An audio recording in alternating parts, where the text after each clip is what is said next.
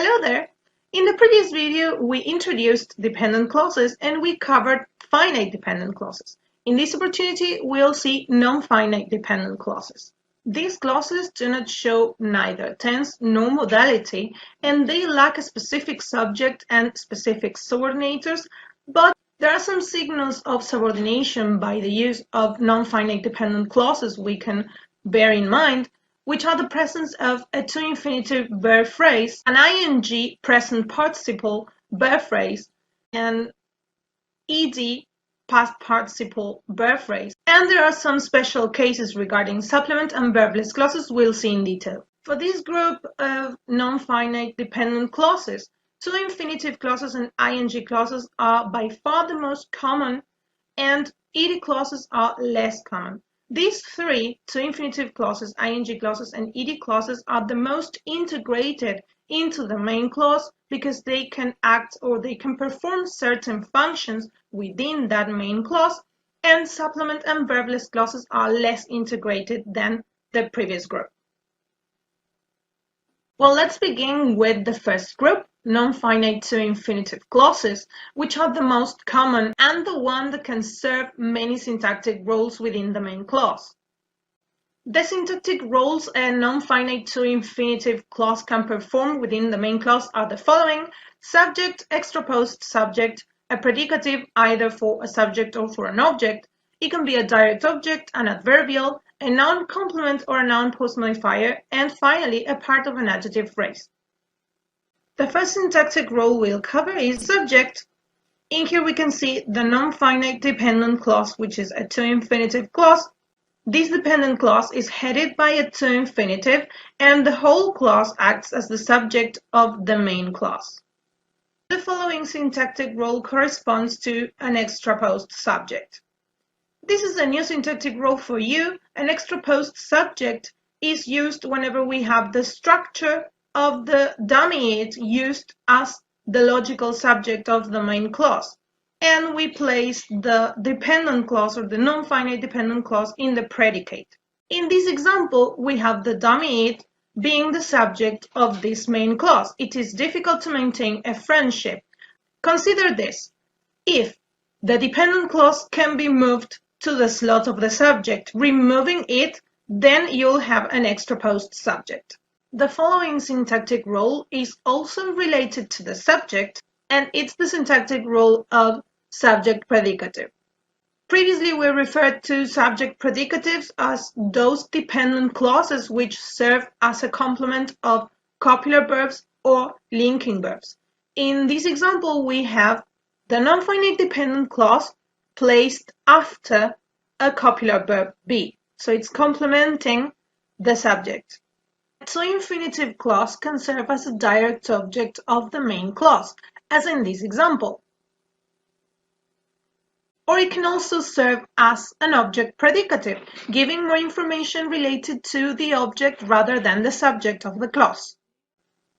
To-infinitive clauses can serve as adverbials too. In this example, we can see a to-infinitive clause being an adverbial giving extra information regarding the purpose of the gathering. Non-finite to-infinitive clauses can be noun complements and noun post-modifiers too. In this case, remember that noun complements give extra information related to the content of the head noun. In this case, permission needs extra information regarding the content. The content of the permission is the one given in the to-infinitive clause. In contrast, noun post-modifiers do not give extra information related to the content of the head noun. In this example, the to-infinitive clause is not the content of our head noun, which is guests. And the last syntactic role exemplifies to-infinitive clauses being part of adjective phrases. In this example, the to-infinitive clause is giving extra information related to the adjective. Ing clauses are also highly integrated into main clauses, serving many syntactic roles. Ing clauses can serve the function of a subject, an extraposed subject. Predicatives, either for a subject or an object, can serve as direct objects, adverbials, complements of prepositions, noun postmodifiers, or part of an adjective phrase. This non-finite ing clause serves as the subject of the main clause. It occupies the slot of the subject. Ing clauses can also serve as extraposed subjects. As in two infinitive clauses, the ing clause can occupy the slot of the subject if we remove the dummy it. Non-finite ing clauses can also serve as the direct object of the main clause, especially when they are placed after transitive verbs. These clauses can also serve as adverbials. In this example, we can see a non-finite ing clause giving us information related to the manner in which the previous action was performed. Ing clauses can also complement prepositions. In this example, we can see a non-finite ing clause following a preposition giving extra information about it.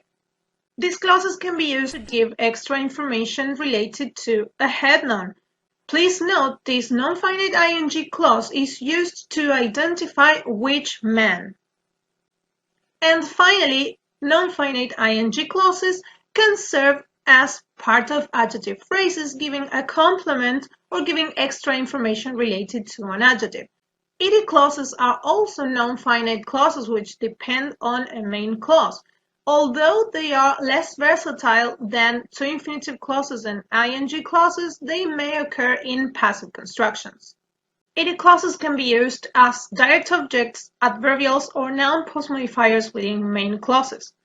The first example shows how a direct object is used with an ed participial. This is an example of a passive causative construction used with a participial. In the second example, we can see a past participle used as an adverbial. Please note that in this case, the past participle is not regular, it is an irregular one. Finally, in the last example, we can see a non-finite ed clause used as a noun postmodifier. In this case, the ed clause is giving us specific information to identify the head noun, which is course.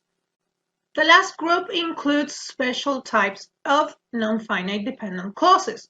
These clauses are supplement and verbless clauses. The first two examples show supplement clauses.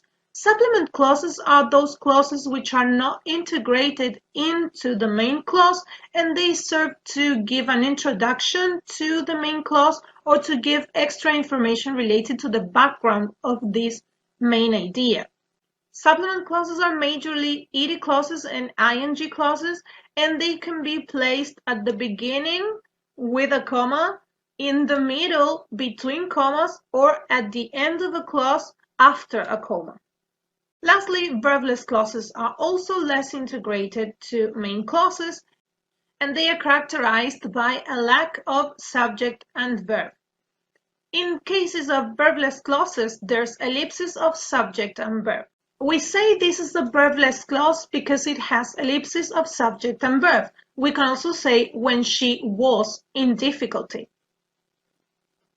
In the second example, we also have a verbless clause in which there's ellipses of subject and verb. Although not a classic, can adhere a subject and a verb, saying although it is not a classic. Okay, students, this is it for non-finite dependent clauses. Remember to consider the signals for subordination by non-finite dependent clauses. For further information, please contact me. See you soon.